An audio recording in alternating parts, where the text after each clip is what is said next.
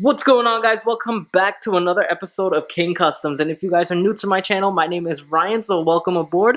And if you guys are already a subscriber, thank you for joining again.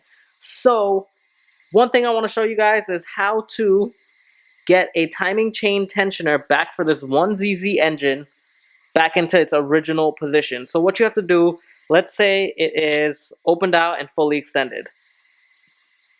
You can't get it down.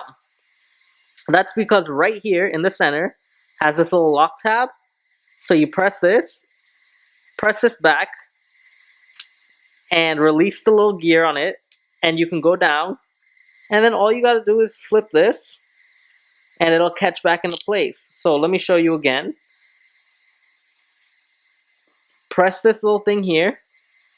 Just press it. Because if you see right here, there's some teeth on the gear. I'm not well, you guys can see that. There's some teeth on this, which is the gear, and this is a ratcheting mechanism that grabs each teeth, so you can't push down, a little slippery, so you can't push back down. So what you have to do is push this, like pull it back a little bit, and then you can go all the way down. And now that you're down, you just flip your little tab, and it's locked into place. Now, oil is going to come out of this because this is pressurized by the oil.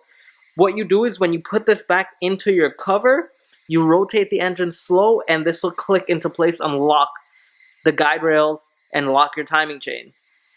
When the car's turned on, oil pressure will shoot up in here and go through the little ports, and it's basically hydraulic pressurized by the oil.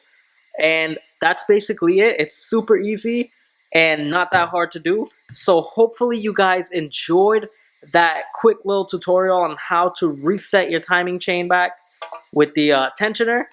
And I'll see you all next time. If you guys like this video, please make sure you hit that like button, and also hit the subscribe button if you're not already subscribed to the channel. So I'll see you all for another video. Peace.